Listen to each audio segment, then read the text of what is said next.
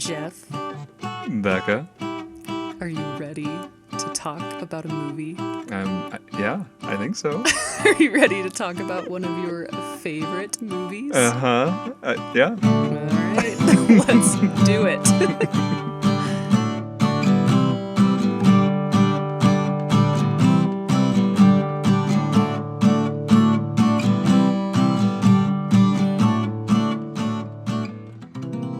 Welcome to the Close Knit Cinema Podcast. Jeff and I are siblings who love to talk about movies, and on this show, we take turns talking about some of our favorite movies. That's right. That's right. So today, we are talking about one of Jeff's favorite movies, as we just said in the intro. Yeah. This definitely comes from me. Jeff, what movie are we talking about today? We're talking about The Breakfast Club. Indeed. The Breakfast Club. Breakfast Club. So, The Breakfast Club was released in 1985 and stars Emilio Estevez, Judd Nelson, and Molly Ringwald, and many other people, but I just didn't feel like I was going to list all of them. I mean, it's not that many people. It's a pretty small cast. It is a small cast, but in terms of like the main people, the main children, supposed children, I figured I would just list the top three that are known. Is it as bad as Grease? I mean, Grease is pretty bad. I don't think it's quite there, but like I think I read that Molly Ringwald was actually a teenager. Yeah. So yeah, I had to look up their ages because it was. I mean, she looks like a teenager. Yeah. So. Anyway, it was written and directed by John Hughes. My man. we're back with John Hughes. This isn't the first, and it won't be the last. Nope. Revisiting that train. So, brief summary. Yes. 5 high school kids arrive for detention on a Saturday morning.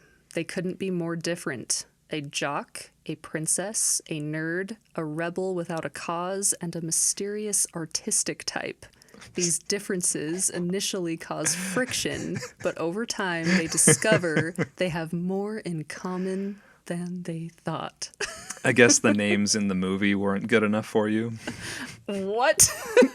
Well, you said like mysterious artistic type. They just say basket case in the movie, but I don't know if that's like. I just got an IMDb description. Okay, fair enough. Those were not my words. It was more descriptive than the first IMDb summary. So you dove in. Anyway, Jeff, where does this movie fall on your list of favorites? So as it stands right now, it's listed as number 4. So up there. It's up there a little bit. It's not the highest we've done. It actually has a ranking, because some of yours it's kind of just that realm of the top 20 or something. Every time I look at the list, I kind of question it just a little bit, but I'm not going to alter it at this point. But it sits at number 4. Okay. Currently. All right. So let's get into it, Jeff. Why is this one of your favorite movies? So I was thinking about this movie, and it's like historically, I don't know exactly how this came to be in our house.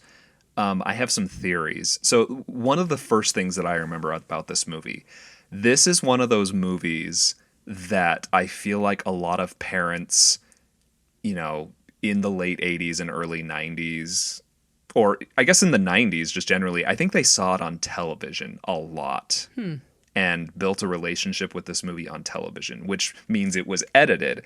Because my memory is that one of our good friends, David's family in particular, they randomly got it on DVD, and I think his parents were like super excited to like, let's watch this as a family. This movie's great, and they didn't even check like what it was rated, and then they sat down, and so it was like the DVD craze People are getting these movies they've only seen on TV, and then they sit down as a family and forget how much Yeah. language and crude humor is actually in the movie. And so I remember it seems like David said something along the lines of like, we tried to watch it and they had to turn it off or something. It was like, oh shoot, but like at some point it ended up in our house. I don't know if that was like Jess and Will wanted to get it or something like that, but eventually we owned it too. And I think we only ever owned it on DVD. We never had it recorded as far as I remember. Okay. But, and I remember the movie being pretty divisive in our house. Like, I don't think everyone was really into it. But I remember I finally popped it into the good old ClearPlay DVD player so that I didn't hear all that horrible language. And I found myself strangely drawn to this movie. So much so that I felt like I was learning something from it. Like it was teaching me something. And that turned into a tradition for me where the day before I started a new year of school, and it was basically just high school. So, I mean, it was only a few years that I did this, but the day before I started a new year of school, I would watch this movie the night before. Yeah. Because I felt like it taught me something about how I needed to look at people and how I should treat them. Like I felt that way. So I mean, so it has that kind of special relationship for me. Like, I don't know. So that, and then like over the years, I've watched it and I've learned to appreciate it. Me and Sarah have watched it together, a few times, and I continue to like it, And one of the cool things is that over the years, like especially when I was in college, there were a couple of movies that I really enjoyed that came out that would reference 80s movies, specifically reference The Breakfast Club. The two that come to mind are Pitch Perfect, mentions it pretty heavily. Okay. And Easy A with Emma Stone mentions it quite a bit. And it was sort of validating to me that like, okay, so like these new and upcoming filmmakers, these new movies, like they acknowledge the importance of this movie to some degree. And I know it was important in the 80s. It definitely was, especially with this group of actors. And so that was really validating to see it being mentioned in a lot of movies. I don't know. And as far as like social stereotypes in high school, if you have to condense them into 5 people, I think it does a pretty good job. Like I can spot on. I can think of people who fell into those stereotypes in high school. Maybe not quite as extreme, but like I can imagine people like that. So I think it's a pretty good representation of that. It's not the most diverse cast, obviously, but like it was the 80s. Right. And I don't know. There's just a lot of little subtle things about it where like I like how a lot is conveyed through just looks, just shots on characters kind of just staring and reacting to people without, saying anything. There's a lot of that. It's like a great example is like at the very beginning of the movie, you see Bender is actually hurt when Andrew says that no one would care if you were gone. Yeah. And you see it on his face. He's actually bothered by it. Like you see it. And there's lots of little moments like that just stick out to me. And you see Claire, she's kind of into Bender right from the beginning. She's hiding it, but like it's there. She has these moments where she's sort of looking at him like, I kind of like this guy, but she never says it out loud, and she acts completely the opposite when it's, when she's being more obvious. But I also like the balance of silly to serious in this movie.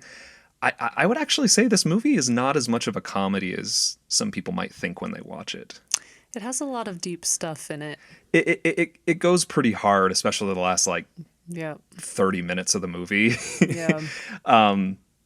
And the other thing that's funny about this movie is that I did try out for the school play in high school, and I did the monologue from this movie that Andrew does. Oh, really? Emilio Estevez's monologue where he talks about why he's in there and, the pressure of his dad and all that stuff and how he needs to impress him. Interesting. And how he feels so bad for that kid. I did that monologue and I got a call back. Wow.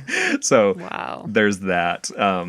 But yeah, like this movie's just one of those things that like there's something special about it for me, and it really feels like it taught me something about how I should treat people. And so I think I don't know. That's just important to me. So I love that about it. Gosh, I'm so curious, Becca. How did you feel about this movie? I think this was your first time watching it all the way through, at least, right? Yes. Yes, it was. Last night? Last night, I watched this movie. It was the first time I had ever watched it. I knew it existed. I had probably seen clips of it, parts of it. I don't recall us ever sitting down I watching it don't together. actually remember it being on at our house, but now that you've brought it up about you watching it before like the first day of school every year, I now recall that. But I never watched it with you. That being said, now having officially seen it, Yes. I can say I do not care for this movie. I'm not that surprised. I feel bad. I guess we're just swapping places here because you didn't care for Gatsby, but Yep, it's only fair. it's only fair. But I was actually surprised because I told you initially, like beforehand, I didn't expect that I would like this movie. Yeah, it's interesting that you went into it feeling that way, though. Yeah, I didn't expect to like it. I think part of that is because the thought of like it being focused on high school students, I don't know.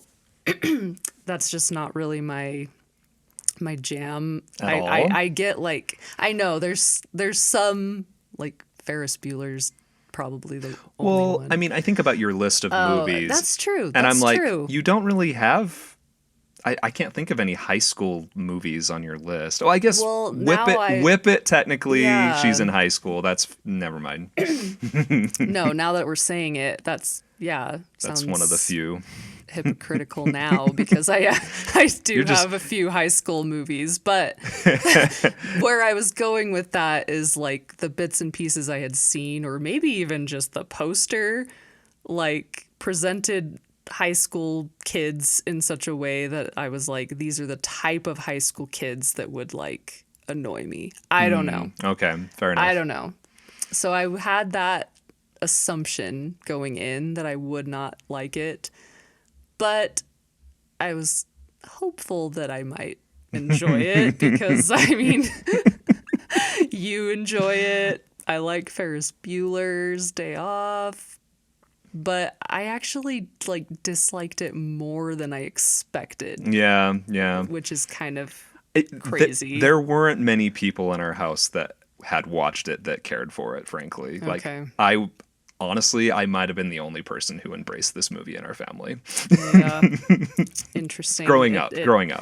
It just spoke to you, I guess. Yeah. But I was going to mention, I do like the concept of the movie, Sure, yeah. like bringing all of those classic stereotypes that you mentioned, the social classes from high school, bringing one member of each group and putting them in the same room and having them like kind of pull each other's Push each other's buttons. well, yeah, push each other's buttons, just like I can't speak. Like I want to say like pull off their masks, but that's just a weird way to say that.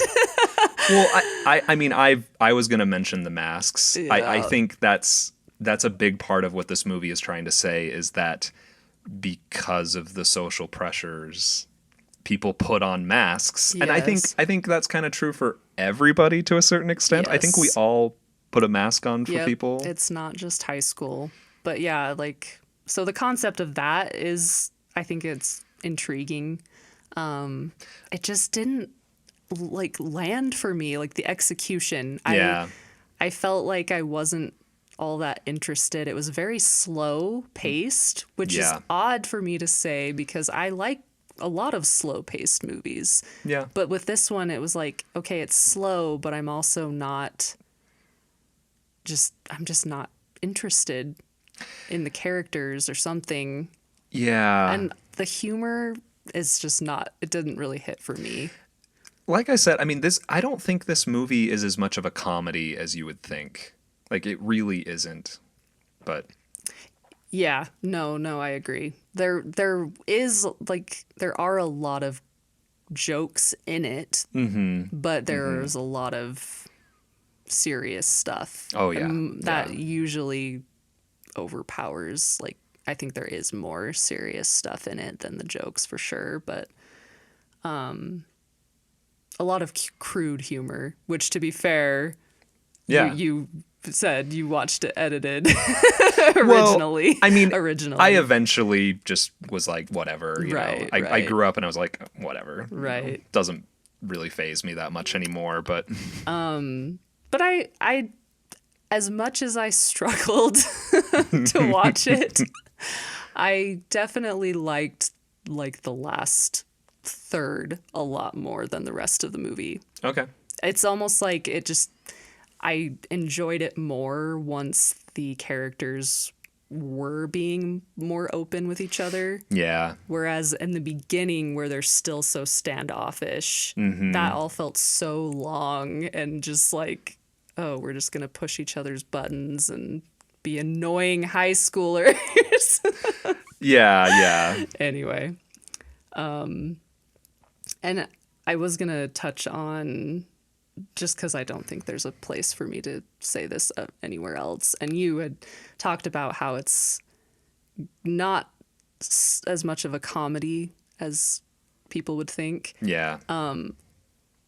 There were some interesting tone shifts. Yeah, I mean, it kind of goes back and forth between like, oh, this is kind of serious and even a little uncomfortable Yes. to, oh, this is just silly, Yeah. like and straight up silly. that I think part of that like is what didn't work for me personally. Just Yeah. because like some of those tone shifts are very jarring. It's just like just out of nowhere, like they're joking about something and then it hits like no, they're talking about something very serious and uncomfortable. And I found it funny, like not funny, maybe interesting that on those tone shifts, it seems like there were always like musical cues. Yeah, And it's like, and I think that's more noticeable because there's not a lot of music. not a In lot it. of like Background what I would score. consider composed Yes, music. Yeah, not yeah. too much. Although looking into it, it looks like the composer did write the majority of the music, but they hired artists to perform them. Oh, interesting. Yeah. Yeah. I was looking that up. I think his name was Keith Forsey or something like that. I'm not really familiar with his work. I didn't. This isn't a movie that I have a lot of like inside details on everything. I've read through the trivia a little bit, but Right. All right. Well, we've talked about this in just what we've said so far, but what do you think the movie's trying to say? Does it have a message? so much for me. Like so like again, I already mentioned how like this movie really taught me like to look at people in a different way and try not to just look at, you know, at face, don't take people at face value essentially, right? And the way I put it here is in my notes is it's a reminder to me that everyone has baggage, and that if you dig deep enough, you can find common ground with people. Because like in the movie, it's really easy, obviously, to see Bender as just this super obnoxious person who doesn't care, but you find out that obviously his home life is pretty bad. Right. He comes from probably just a poorer lifestyle than some of the other characters. And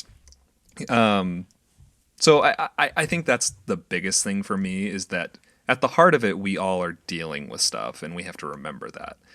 But on top of that, the thing that's scary too is it's easy. This movie, I mean, John Hughes does this all the time, but like the movie makes it pretty clear that the adults, or at least the principal, I think he's a principal, Vernon,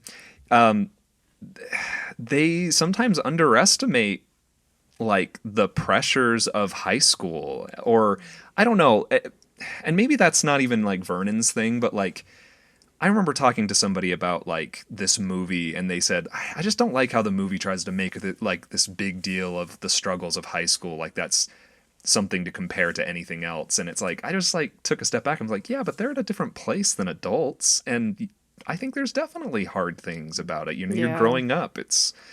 You're learning to try and be an adult, and you're dealing with the social pressure, and some people don't have friends. Some people have controlling friends, you know, and I think there are hard things about it, and it's easy to underestimate Yeah. that.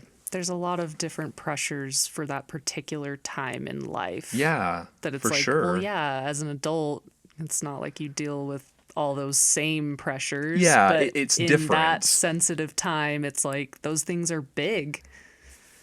Yeah, and I don't know. The other thing that this is sort of random, but like when Brian talks about how he took the shop class, thinking that, oh, I can do that because there's a lot of dummies that take that class, but then he couldn't do it. Yep. And this is a weird reminder to me that in my opinion, like generally speaking, everyone's smart in their own way. Yes, There's different types of smart. I agree. And so, you know, he had that wrong assumption of like, well, I'm smart and there's people who I consider to not be smart who take this class, so I'll probably be able to do it, right? But then it turns out, no, this requires a different set of skills that Yep. you apparently don't have right now. Yeah. So I think that's a big thing. Also, this is a fun little tidbit. Like, the movie kind of has this position of like, how you are in high school does not necessarily represent what you'll be like as an adult or what your professional success will look like. At the very beginning of the movie, they have a montage of random kind of images from the high school. If you pay attention, there's a picture where it shows Carl, the janitor. And I think it's a high school picture, meaning like this is the high school he went to. And it has him listed as Man of the Year. Wow. But now he's just a janitor. Okay. You know, Yeah, I and didn't nothing pick nothing that up. against janitors, but like I think a lot of times people will stereotypically say like, you know, janitor's not the most Right. prestigious career, and if he was Man of the Year, maybe they expected more from him. But you know, at the same time, there is this idea of like professional success doesn't necessarily equate to happiness either. Like I would argue that Carl seems happier in his position as a janitor than Then the Vernon principal or seems as a whoever. principal. Like he Yeah, seems the to be a little bit teacher. miserable, and I know that's not like the perfect comparison, but Right. so yeah, I mean, there's just a lot of little things there that just stand out to me about this movie that I think are really cool, and it feels interesting. I don't know, but that's kind of my take. Yeah. What about you? Did it say anything to you personally? I mean, pretty much just the things that you mentioned. Like the simplest thing that I could say about the message is, if you really want to put it in a nutshell, is don't judge a book by its cover. Sure. But I actually like, I know you can be more specific in like the whole don't judge people by their appearance, and like everybody has problems and all of that. But I specifically leaned into, it made me think about how people, even outside of high school, as an adult, it made me reflect on how people like to present themselves like their life is so put together. It made me think about like in this day and age of like social media.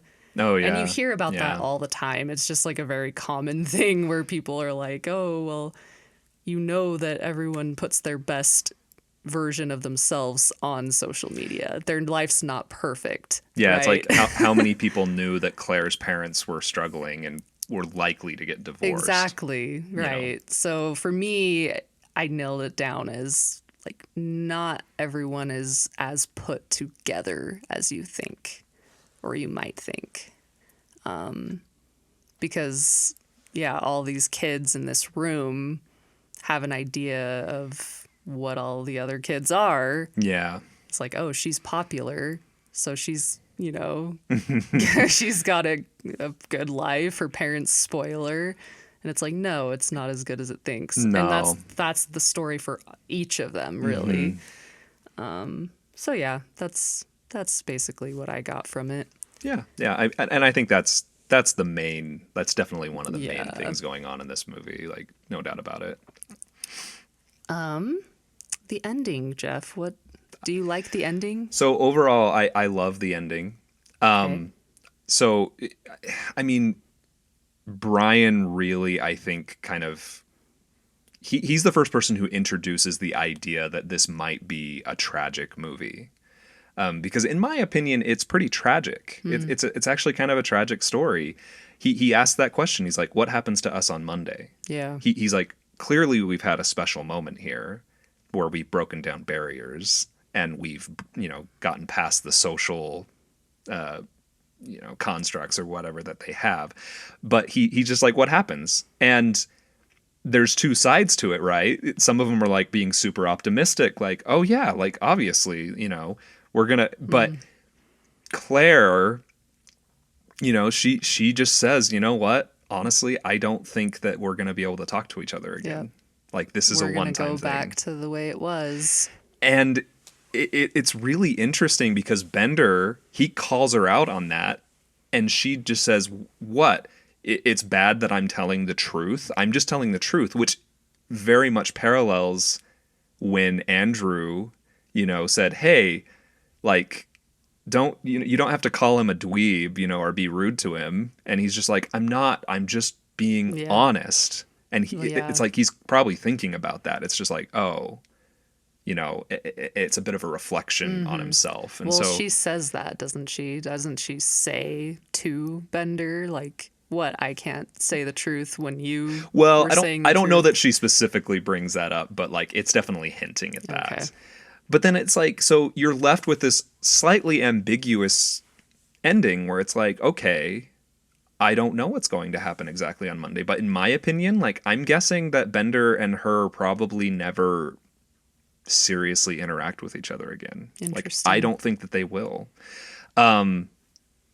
It's probably possible that Brian and Allison, they might interact a little bit. I don't know that because they say that no one would care, but like that's about as good as it's gonna get. Because I think it's the same with Andrew. Him being popular with the sport group and all that kind of thing. Like, yeah, I mean, I think she's right, Right. and that makes it kind of sad. It's just like, okay, they had their one moment, and that's it.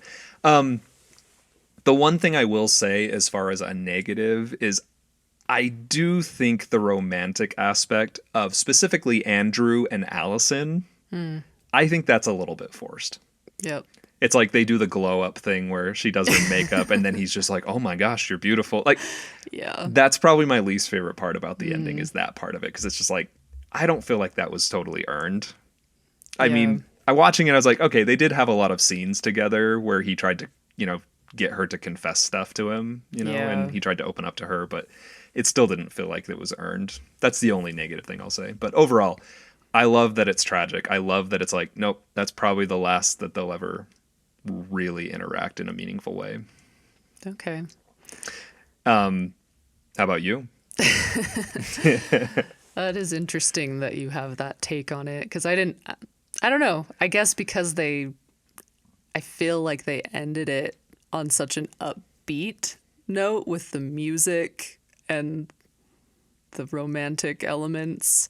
Sure. I didn't really think about it at that point that it was a tragedy. Although when Claire does say, no, we're not, it's not going to happen. I was thinking, well, yeah, like, like I 100% agree with you. And I didn't really think of it as a tragedy because I felt like they tried to end it on a lighter note. But I feel like that's the point of the song too, where it's like, don't forget about me. Yeah. It's kind of implying that this is a singular moment. Don't forget about it, but that's it. I don't know. Yeah. That's my take.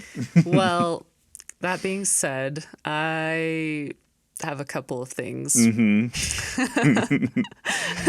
Which I feel really weird saying now based on things that you have said. Yeah. But I personally did not pick up any chemistry whatsoever between Claire and Bender. Uh-huh. I mean, like, I knew that he was, like, kind of hitting on her. Right. And there was that very, very slight, like, maybe she's interested in him, like, oh, like, he's a bad boy type thing. I think But that's it what was they were going very, for. very subtle. Yeah. And that wasn't enough for me to believe or like that her and Bender would hook up at the end. I hate that. Oh, man. That was very upsetting to me that, okay. Did you want her to end up with anybody? No. I just felt like, I think we're in agreement, not on that, obviously, the Bender Claire thing, but I felt like the romantic elements at the very end of the movie where they show both couples kissing, Yeah. that just felt so out of nowhere. Yeah. I did not like that. I was Fair enough. Because I was just like, there's no romance in this whole movie. And then they're wrapping it up and it's like, oh, they're all couples now. I just didn't. We're going to be disagreeing on some things in the future here. Oh, I know. We're going to be disagreeing on a lot. It's okay. It's so interesting, actually. It's really interesting to me to see how differently we view it. How different, like I said, movies can impact you differently. I feel like this movie, amongst the people I know, is pretty polarizing. Like, yeah. But yeah, I didn't like that hookup. Not just the kiss at the end. Like, really, like, just didn't work. I mean, off screen, there was definitely some problems, so. Right. Like, I feel like they could have, for me, it would have been better even if they just hinted at Bender, like, wanting to ask her out or something. But, like, to have them literally hook up in the closet and kiss at the end. I doubt much happened in the closet, frankly. Like, I don't think anything. We don't know. We don't know for sure, but I doubt anything major happened in the closet. It doesn't matter to me. Even if it wasn't major, it was enough just having her go in there and be all seductive to this guy that was so awful to her the whole movie. Fair enough. Anyway, sorry. I've gone on that too long. So, who is your favorite and least favorite character? Which one do you want to start with? I'll go with favorite first. I don't know if this will surprise you or not, or if we'll be in agreement. I think the standout character in the movie is Ali Sheedy as Allison. Okay. So basket case character. I don't know. I think she's just the most unique, and she's just incredibly cute and incredibly funny, and she just has some of the like most, off kilter stuff that like really makes me laugh. Like, I love the bit that she's constantly hoarding things and taking stuff. Like, me and Sarah always laugh at the part when Bender puts the knife in the table. Yep. And just out of nowhere, her hand comes in and she takes it. And that's the end of that. Like, we don't know what happened. Yep. I laughed at that. And then when she rips Andrew's like patch off of his jacket. Yeah. Just that's the final at the thing. very end. I don't know. I think she's great in the movie. I think she's like, her character's just the most interesting to me. It's just really funny, and she's just a lot of weird stuff coming from her. I don't know. I like her energy quite a bit. But least favorite? Yeah. So this is really hard for me because there's not that many characters. No, it's a very small cast. I hate saying this. I had to think really hard about it, but like, it's the janitor, isn't it? No, I'm just kidding. I have to go with Judd Nelson as Bender. Mm-hmm. And the reason being is there's just a couple of moments where I think he's a little over the top. Specifically when he does the whole bit where he's like playing their parents. Yeah. That part's always been a little much as far as his acting. Yeah. So, but like outside of that, he probably bothers me less than some people. So, anyway, those are my 2 picks. How about you? What do you got for favorite and least favorite? So I kind of struggled with these. Yeah, it's hard when it's a movie you don't like very much. But I decided I guess favorite was first, right? Yeah, That you did yeah. favorite. I didn't pick her as my favorite, but I was going to mention Allison, the weird emo girl, as I describe her. She's really funny. I mean, like I said, the humor in the movie doesn't quite work for me. A lot of her moments did. She is the funniest part of the movie, in my opinion. I was specifically going to mention her stealing the knife. That was probably the funniest moment of the movie for me. So yeah. that was great. Just the fact that she's doing random weird stuff throughout the entire thing. But this may be surprising, maybe not. But I mean, I don't know how much it's worth. It's gonna really throw me off if you're like, no, Judd Nelson's my favorite. Yes. No. There's no way. There's no way. I actually decided that Brian is probably my favorite character. Okay, yeah. I can never remember. Anthony Michael Hall, I think is his name. I couldn't tell you. Yeah. I didn't list him in the cast list, but yeah, Brian, I think I would say, and I don't know necessarily why, if it's because he's like more relatable to me, as like I was in the more nerdy group, Sure. in school, and he was less obnoxious than the other, at least Bender. Sure. But I honestly just like thought about it, and I really like how he just is always mumbling, like nervously mumbling stuff all the time. It's weird. He's like, he probably expresses how out of place he feels more than the rest of them. Yes. I mean, I wouldn't say he's the most out of place, but he expresses it. Yes, he's like always putting off that energy of like a kid that wants to be part of the group, and he wants to like have input and be seen, and so he's always like just mumbling this random stuff that I thought was pretty funny. Yeah. Least favorite, probably no surprise. I almost was gonna say the teacher. Yeah. But I was like, that's a lame answer, because like he is what he is. Yeah. He's doing his job. I mean, it's not because I found him just like unlikable. I just thought he kind of was a blah, like didn't really matter to me. But Okay. Yeah. But that being said, I really just cannot stand Bender. Yeah. That's and that goes back to me. That's where it really falls for a lot of people, is like Yeah. if you can't get past him, it's really hard to even enjoy the movie. And I think that was a big part of it, is he is so obnoxious, so over the top. And I think that goes back to my assumption that I wouldn't like the movie because obnoxious teenagers bother me. Yep. They bothered me in high school. Like, I think that just, yeah. That being said, I mean, it's nothing against the performances, really. I think he's meant to be unlikable. Yeah. And I just really don't like him.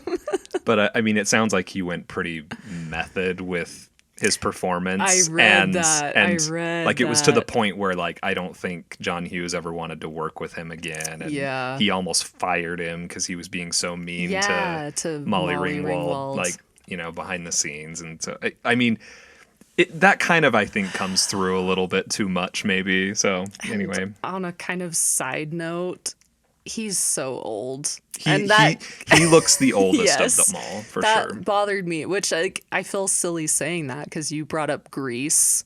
I like Grease. The people in that are way older. Yeah, and they all look very old. noticeable. They all look so But old for in that some movie. reason, maybe it's because two of them at least look young, and so it makes it worse. Like, I don't know. But I had to look up their ages because I was like, how old is this dude? Was he the oldest? He was the oldest. I Yeah. think he was 26. Which makes it a little weird because I think Molly Ringwald was like 17. Yeah, and that was what was so surprising is I looked it up and it was like her and the guy who plays Brian were both teenagers. Yeah. And I was like, actually that makes tracks. sense. And Yeah, they- he pulls off being a teenager a lot better. And Brian. her and Brian, they ended up dating a little bit after this movie. Oh, really? Mm-hmm. Wow. So, fun fact. Fun fact. I did not know that. All right. That gets us into favorite scene, Jeff. Oh man, this is hilarious. I'll list a couple here and then I'll kind of crown my winner. But like I like the scene where it kind of shows all of them doing random stuff to pass the time. That's very nostalgic for me because nowadays it's like they'd all be on their phones, assuming they have them, but they're doing all these things and I'm like, I did all those things in high school. You know, like he's playing with the drawstring on his jacket Yep. and she's wrapping a string around her finger. I'm like, I did all that stuff. That made me cringe. And then they ultimately just all fall asleep. I'm like, oh my gosh.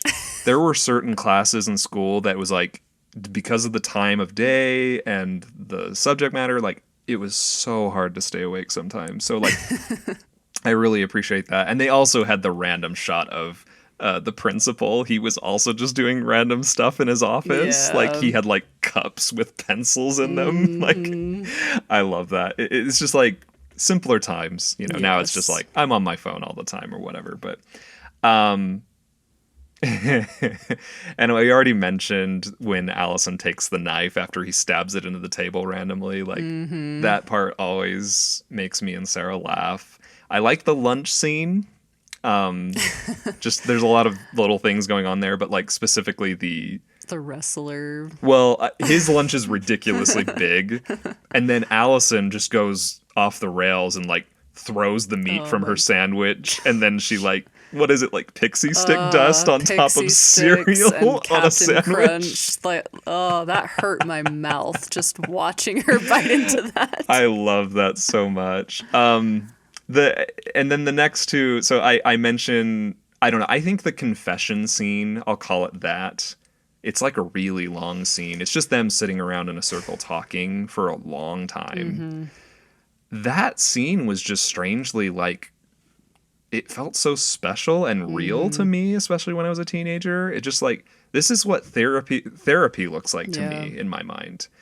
So I don't know. I just think there's a lot of special things that come out of that scene, and again, it's for the most part, it's very serious. There's a couple of moments that are kind of funny, but like I don't know. That's like the heart of the movie for me is that scene, and then the last one that I'll mention is I actually love.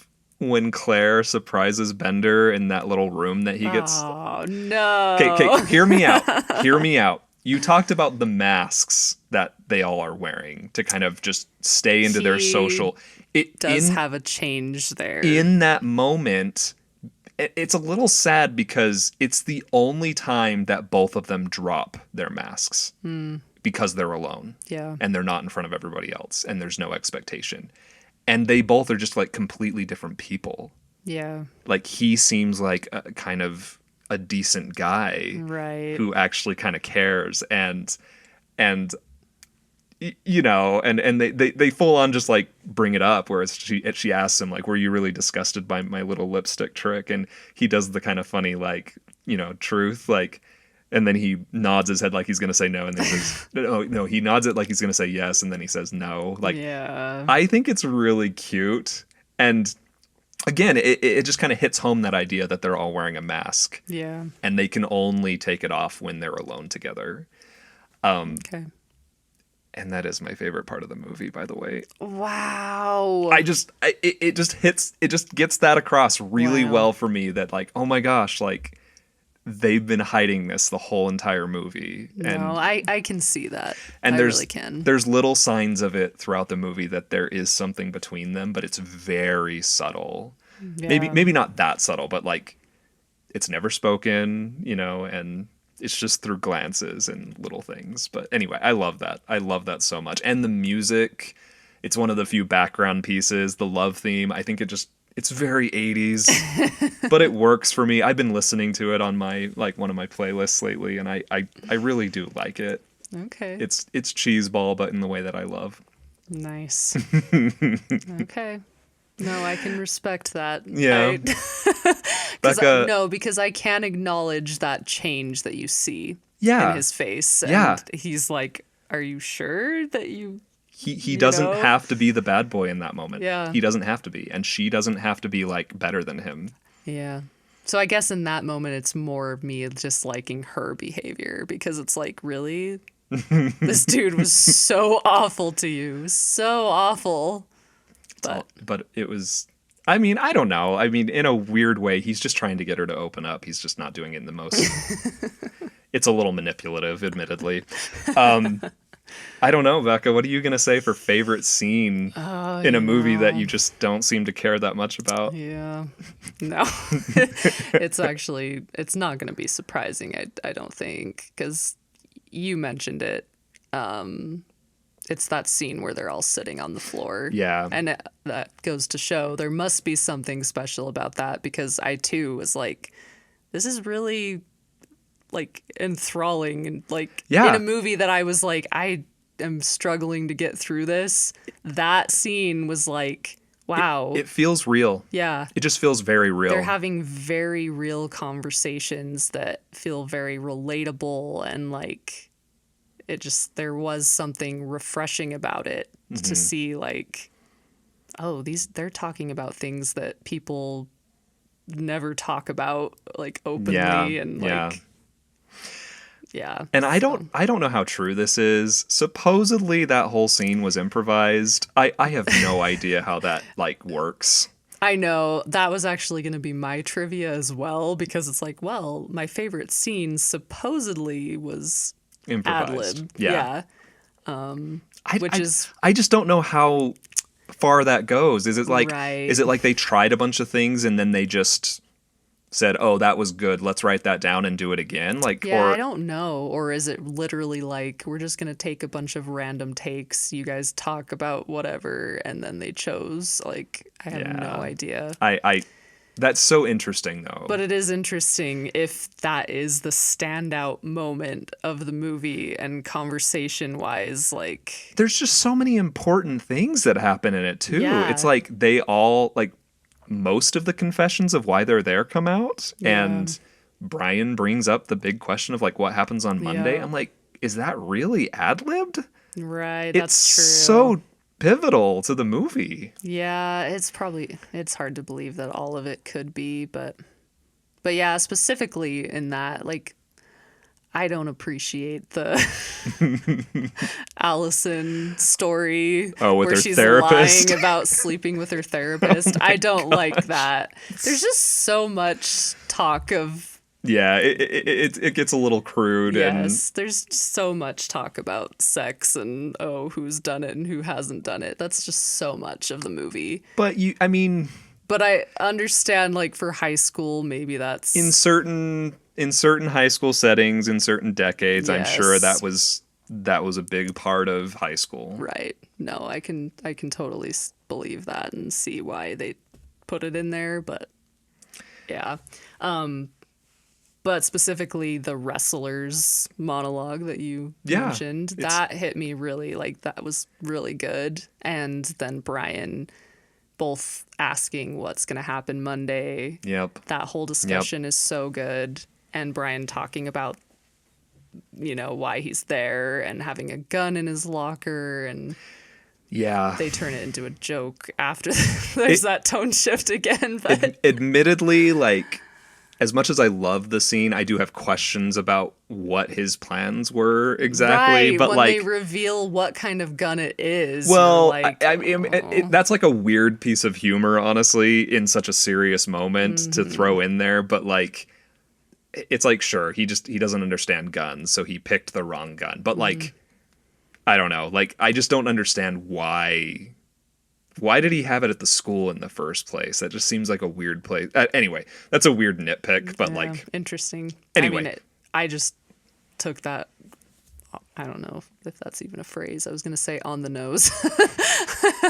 It was on the nose to me, like he was going to commit suicide over his grades, but then you find out what kind of gun, and then it's like, what?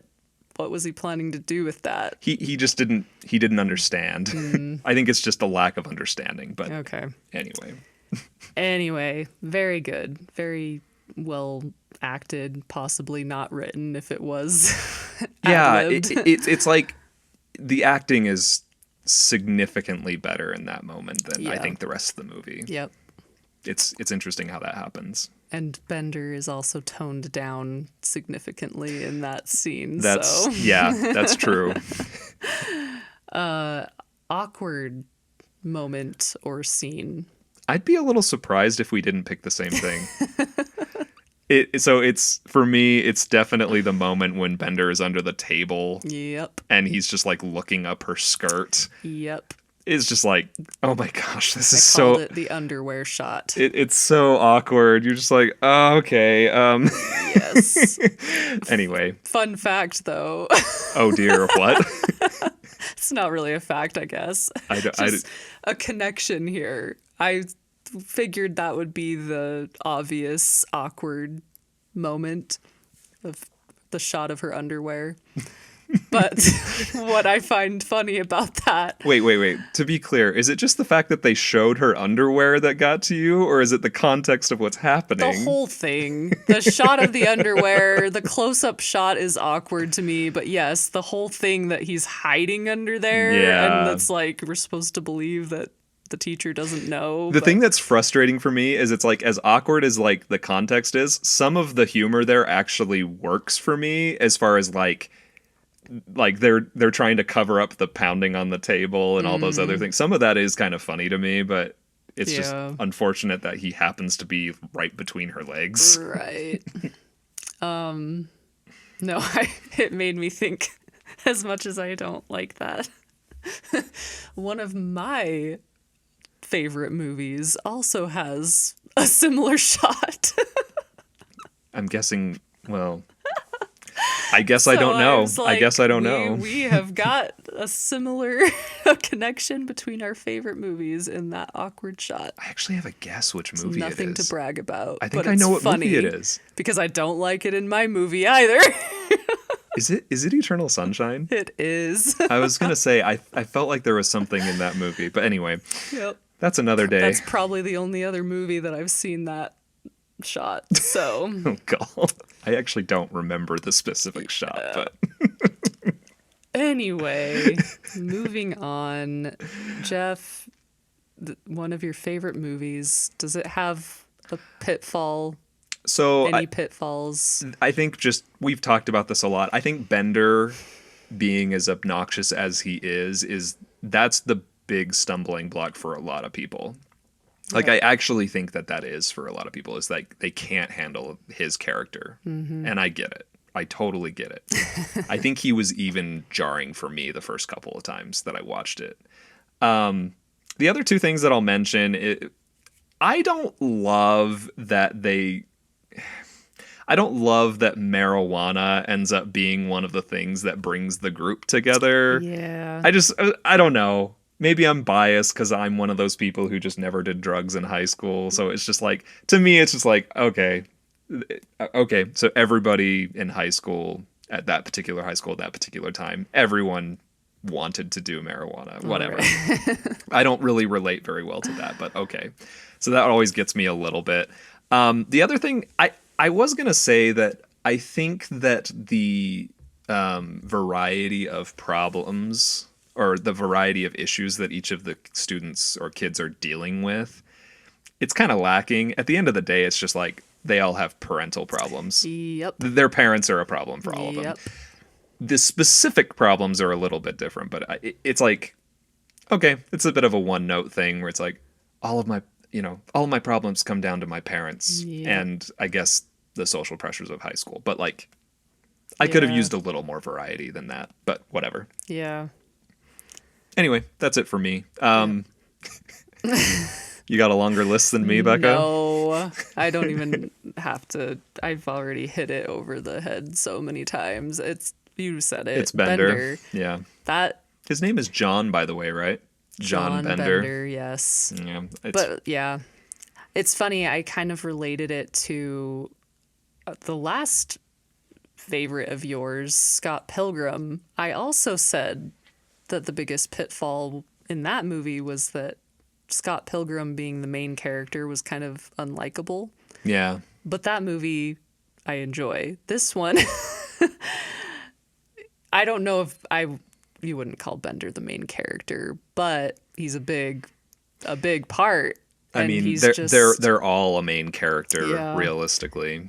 But yeah, he's just, I think they crossed the line. They made him too unlikable because Okay. I felt like I could see all the things they were trying to do that just didn't hit for me, like with the connection between him and Claire, and Yeah. Yeah. you're supposed to have sympathy for him because of his home life being bad, and it's like, yes, I got that, but I didn't feel it as strongly as I feel like I should have because It didn't justify his behavior enough. no, I don't know. Yeah, maybe. It's just like you do feel bad for him, but also it's like he is just terrible to all of them, being such a You know, jerk. one of the things I wanted to point out though is that it really lands for me that the way that he sometimes talks to the principal, it's like this mock politeness. Yeah. It's like, I swear I've seen that in real life, where it's like the person who is like everyone believes is the troublemaker, it's like they are conditioned or they have trained themselves to talk in that manner, but in a mocking tone, sort of, where it's like or sarcastic, whatever, and like that's so believable to me that he would Yeah. be that way. I think I can recall that from high school as well with some people. Mm-hmm. All right. Well, I said I wasn't going to hit that anymore, and then I did. Sorry. That is the end of that, though. Did you have anything more on that, Beck? No. No. I have said my piece, made my peace. Favorite musical element? So it's hard not to mention like the drums just coming in at the very beginning of the movie with "Don't You Forget About Me." Mm-hmm. Like, it's iconic to me. I'm just like, oh yes, it's exactly what I want. And it's slightly different than like the recorded version that you can, get like online or whatever. It's not the exact same recording. It's really weird. It's like the album version's slightly different. But like, I like that song's just great. I don't know where you're at with that song. I don't know if you're into it as much as I am. No, it's a good song. That's what I have for my answer. So And again, I read that the composer wrote the song and then they offered it to a bunch of different artists, and ultimately Simple Minds, they decided to do it, and it ended up being like their one hit wonder, which is kind of hilarious because Oh, they didn't wow. want to do it. But I like how it bookends. Like it starts the movie and it Yeah. ends the movie. I think that's great. And I was gonna mention, I don't know what it is, but the song that plays when they start running in the hall because they see Vernon is there, for some reason that just hits for me. Like, I just love the tone, I love the feel of that song, and when it happens I just think it's really cool. And I love the simple background music during Andrew's monologue. yeah. It's perfect. It does exactly what it needs to do. But at the end of the day, I think the love theme and the setting for that, like, it really I'm gonna works. have to listen to that again because It's I don't even really, recall. I mean, it's 80s, but it's like it's really kind of an unusual like it's an unusual piece. Like I really like it though. I think it's really cool, and I've been listening to it a lot lately, Yeah, I which is need to random. look that up because I don't recall it at all. Yeah, I mean, aside from like the obvious "Don't You Forget About Me" song, like this movie isn't one of those movies that I, Like for the music. I mean, a little bit. Again, the main song is great and it gets referenced a lot. Like, and they used it in Pitch Perfect, so it has like a new life because of that. And, but Right. anyway, yeah, Okay. Yeah, I don't really have anything else to say about music because I was just going to say that song, Don't You Forget About Me. it's the best thing that Yep. came out of this movie for you. Yep. Now that I know it was written for the movie, yes, Yep, yep. it's a good song. And I forgot about the Easy A reference in there. I mean, it's not as much of a reference in Easy A, but she mentions Judd Nelson specifically Yeah. and his character, and I think they even show the shot. They might even show the shot of him Yeah, doing I this, think they do. putting his arm up at the end. Were there any unexpected crew or Okay, cast so member? Brian, Anthony Michael Hall. Have you seen what he looks like now? He is unrecognizable. I mean, I saw his picture, just like his main picture on IMDb, and I was like, that doesn't look It like doesn't him look anything at like him all. anymore. But here's the one that kind of threw me off. He was in The Dark Knight. What? So, I mean, he didn't have a huge part, Right. but do you remember they have the clips of like the sort of found footage Joker filming people he's kidnapped kind of thing? He was the reporter that was hanging upside down and like had a little bit of makeup on his face and was reading like a message for him. Oh, weird. That was him. He was that What? reporter.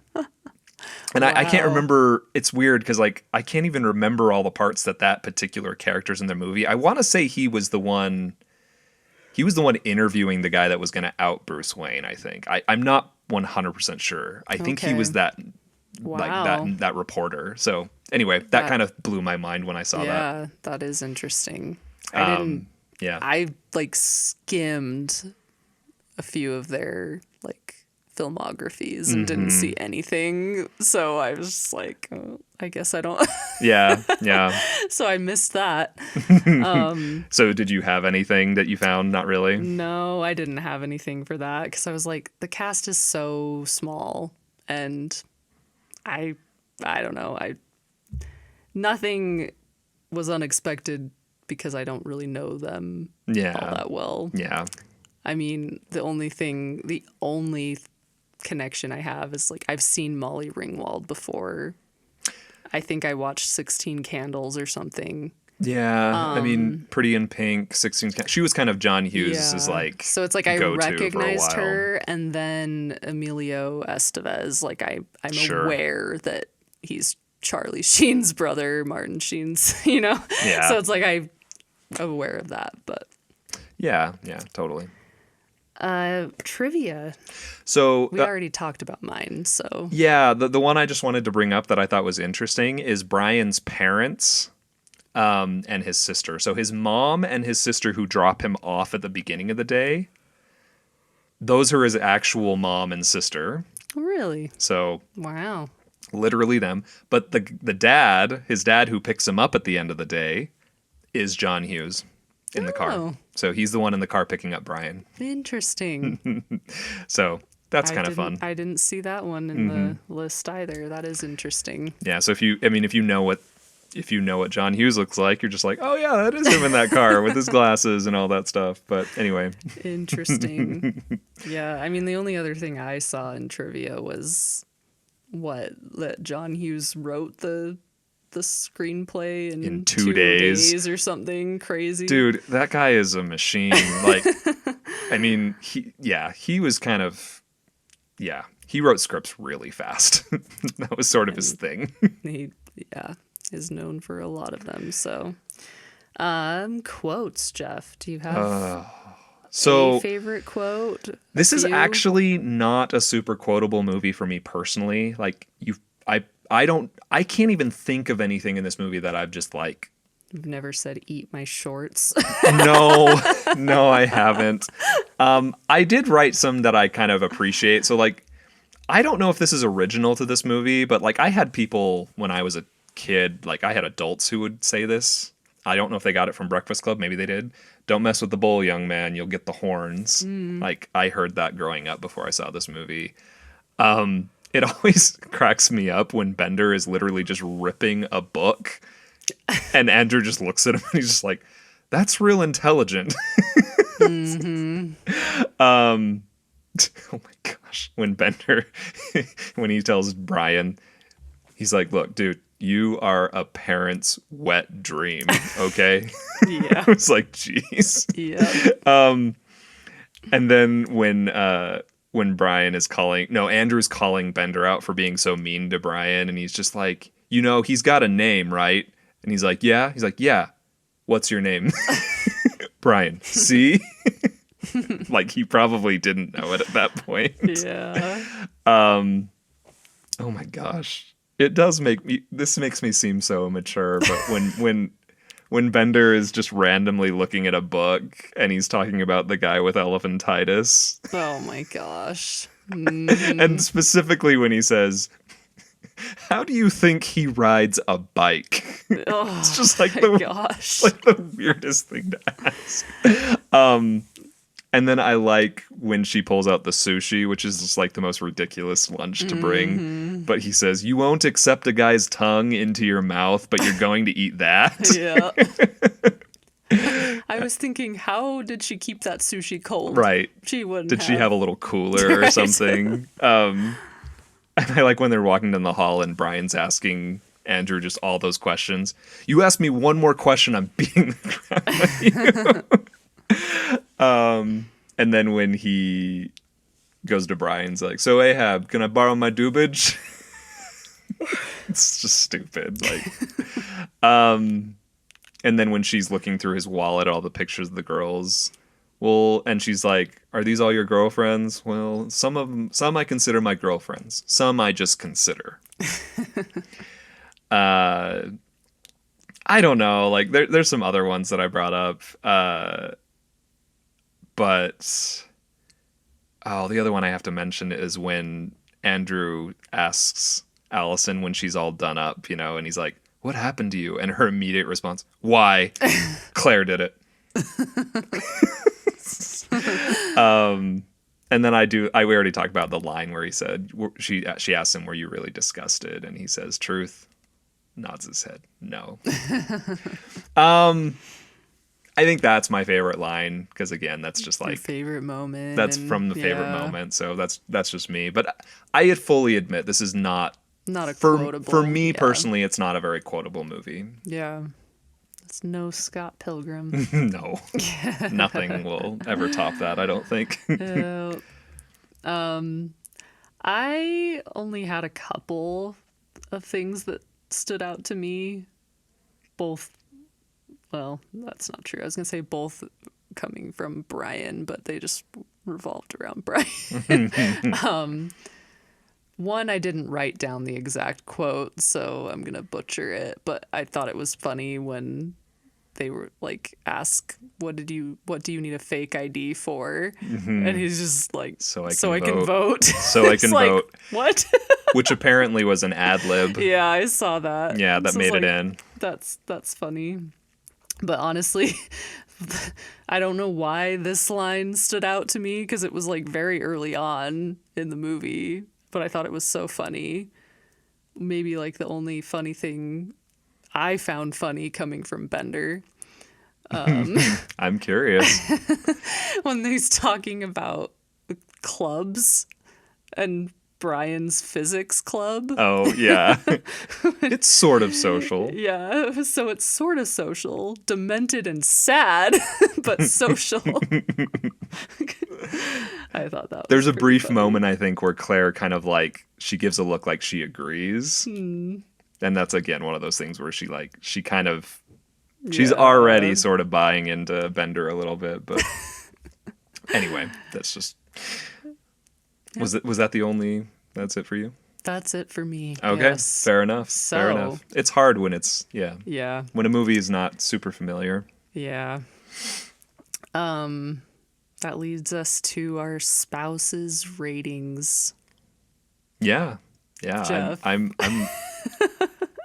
What do you think Sarah would rate this movie I out of 10? I think she's giving it like a 6.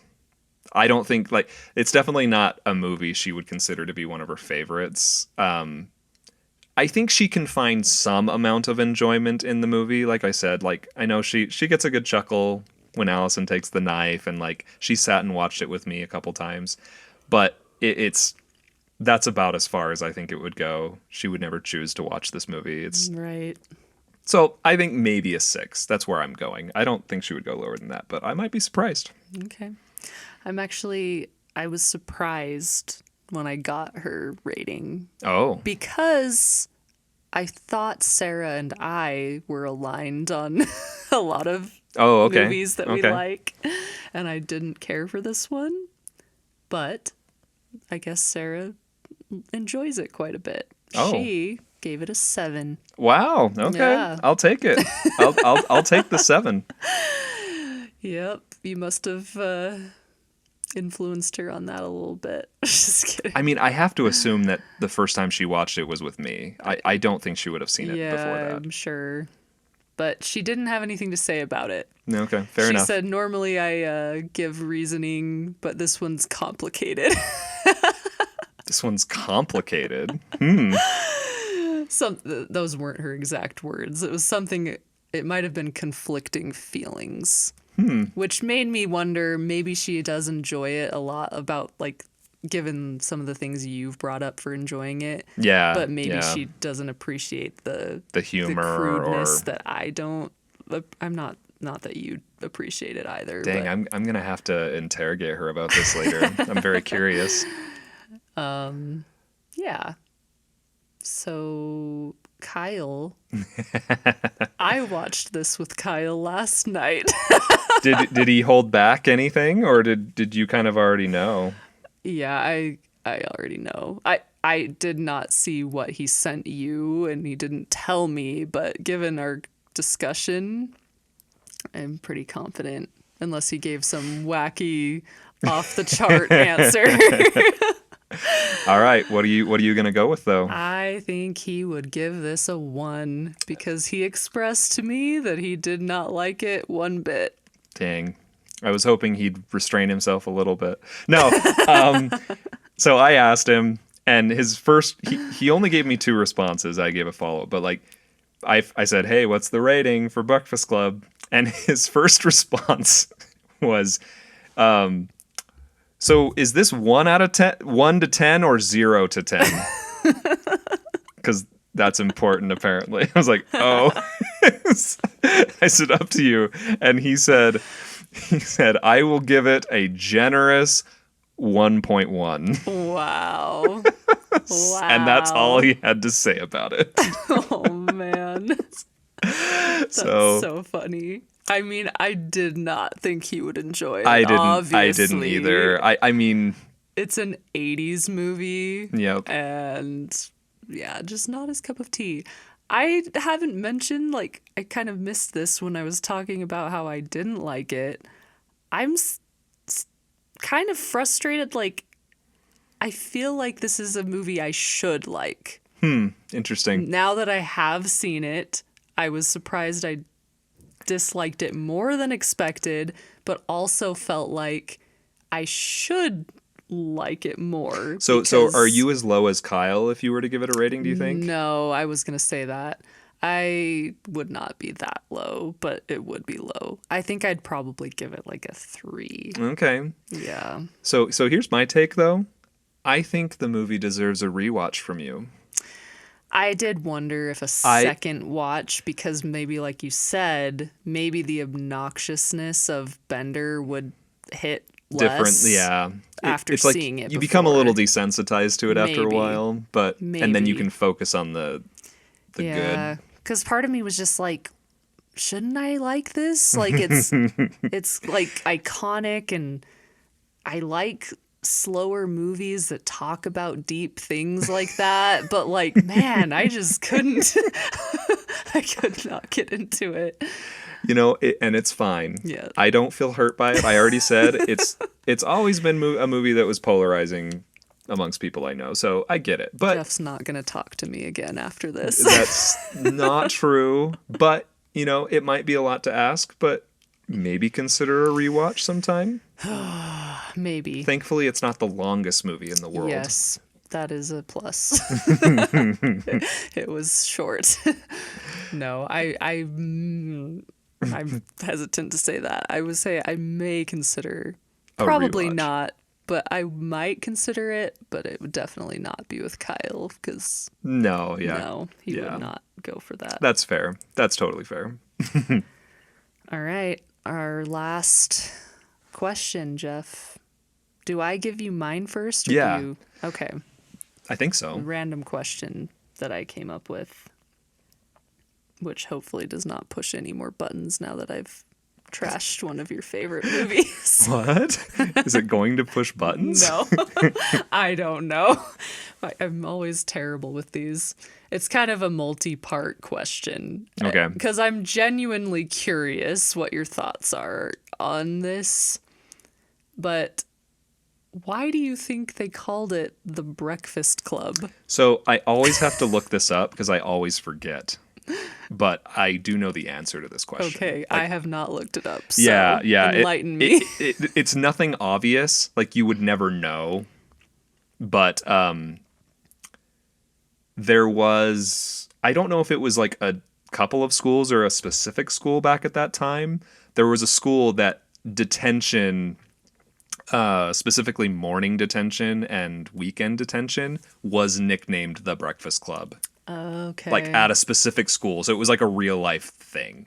Okay. And unless you knew that little fact, it's like there's no other reason, as far as I know, that it's called the Breakfast Club. That makes me feel a little better about it, I guess. Because like I remember going through this exercise back when like there just wasn't as much information on the internet, but like I was just like, what is it? Why is it called that? Like, is there some meaning to that? Like, breakfast is in like you're breaking the fast because they're fasting from social experience. Like I tried to make up something stupid, and it's just like, no, that was a code name for detention. I at a literally school. just was like, why? Like, there's no meaning behind that for me. Like, they talked about clubs and being in clubs, and well, they're insinuating this was their club that they formed. But I why mean, breakfast? Just because it there's- was early? But no. I mean, honestly, that's not a bad connection that I haven't really ever considered. I don't think is that idea of they talk about the clubs and I honestly do think that was something they were going for. like it but started with like there's this nickname for detention, and that sparked the idea maybe, and then the connection with the clubs. I could see that. I've never thought about it though. Well, I was just, yeah, I didn't like the title because it didn't make sense. But now that I know for the time that it came from, that there was some meaning to that, I guess I can't be upset. But I was going to ask if you liked the title or if there was another title that you think would be better for it. Oh, gall, another title? I mean, it's kind of weird. It's just like, I mean, I was literally like, you could just call it the Detention Club. Lame, but yeah, it's just- I mean, I got nothing, honestly. Yeah. Like, off the top of my head, I can't think of anything because it's I just. want someone to come up with a better title for that movie. Yeah. Now that I know there's significance behind it for its time, sure. Yeah. But what would you... I'm not asking you literally, but like, it's a thought experiment. Anyone out there that could think of a better title for modern day Breakfast Club? I don't like the title. Gosh, now I'm going to be thinking about it. Like, I want to give an answer. Like, I'm thinking like social awakening or something stupid, but that's horrible. It's Library therapy. oh, gall. That's so, nope. That's not, I don't think that's better. That's definitely not better. So I think you may have already answered my question to some degree. Okay. My question was going to be, and I'll give a little bit of, anyway, let me just ask the question. So my question was going to be, which of these characters were you most like in high school? And again, you sort of already. I will allow giving like combinations. Like, are you somewhere in between a couple of characters? I would allow that because I mean, anyway, Okay. you sort of already mentioned. Yeah, I did say that I relate most to Brian. You did really well in school. Yes. You like I, you did very well in school, if I remember correct. yeah, I was a straight A student, and that's why that, that hit home for me. Like, not that I was ever to the point where I would hurt myself over a grade, but it's like I totally get it. The pressure of the like pressure when you're like, I Yeah. am a straight A student. I've never gotten anything lower than an A. You do freak out about it. And I think I had some, this is going to sound terrible probably, but I think I had some benefit in seeing some of the struggles that Jessica went through because she was that way. Oh yeah, I mean she had kind of a perfectionist Yes, mentality with school straight for A sure. student, and I know that she had like a really rough time when she got her first non-A grade, like Right. in college or something.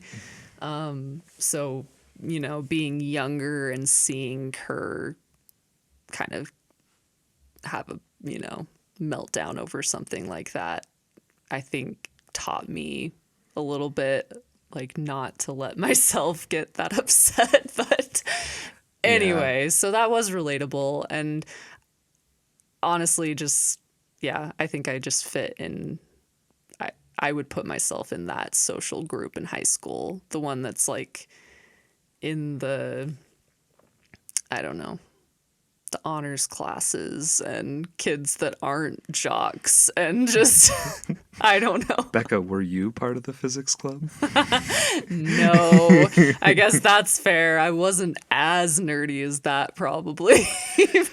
It's so yeah, it's funny. But if you want to say like shyness wise, I guess maybe I'm a little like Allison in that regard. I was very quiet. I didn't socialize much In like, high school? In high school at all. Like I had my very small group of friends and I didn't talk to anyone outside of it. I mean, that was something that both of us benefited from growing up, is that we had a group of friends our entire lives essentially. yeah. And so it's like it didn't really matter where we were socially. Yeah. We had friends. Yep. So at least that was my experience. I mean, I actually was fairly social, but like Well, yeah, I want to know what group you I think- know. I've been thinking about What how like combination, Jeff? I have to do a combination because like it's weird watching the movie this time. Like when Brian kind of talked about the pressure he was feeling and how it clearly made him spiral to where he was, like especially with some of the mental health challenges I've faced, even some more recently, like I was like, gosh, that's really like relatable. Different because I'm not in school anymore, but like that idea of like, oh gosh, like if I am not doing well in this specific way, my brain can spiral and think that it's over because of that. Yep. Which is weird because in high school, I was not a straight A student. Yeah. Like, and that didn't really bother me that much. And so it's funny that like that was his whole thing, but nowadays it's more about like my career and like I set these kind of weird expectations for my job and that kind of thing, and so like I relate to him a lot in that way, but at the same time I was very math heavy in school and I did take AP physics and those kinds of things. I didn't necessarily get an A in those classes, but I did well. So I'm like Brian in those ways, but then I would add like a hint of Allison, just like a hint of Allison, but not really, like only in the sense that I'm kind of a weird person in my opinion, at least. I'm a bit of I'm a little strange. I'm not introverted and I'm not necessarily shy. You're quirky. I'm very quirky. I'm kind of a quirky person. So I don't know. I think that's about as far as I can go. Like I'm some combination of those two. No Maybe Bender. I don't think so. I don't think so. Maybe a hint of Claire, but not really. Like I wouldn't consider myself popular. I wanted to be in the like sports realm, Oh yeah. but I was definitely not in the sports Yeah. realm. You know, you mentioned, it's funny you mentioned her, Allison being artistic. I mean, they showed her drawing that she did where Yeah. she uses oh, her, that was gross. she used like, was it like the lice from her hair or like the dandruff? Dandruff. Dandruff. She's shaking dandruff off her head to make snow But like, on the I art. mean, again, that's why like a little bit of Allison, because I mean, there was an artistic side in that like I did band in middle school, I did choir in high school, and I really latched onto that and loved that. And I tried out for the school play, so there's a little bit of that going on too. So, Okay. you know, So we're both kind of in the same. I'm actually a little frustrated that art, like the artsy thing, wasn't more represented in the movie the more I think about it. Yeah, because it was really just- that drawing. It's really just, it's that drawing you see, but then it's like Jock, I guess she's like in the class government kind of thing. She was like, is that like, I don't even know how you describe that. She was popular. Claire. Yeah. When they call her the prom queen, I don't know. I don't really personally see that, but like No. I could see her being in student government kind of stuff. Yeah. Like definitely. Yeah.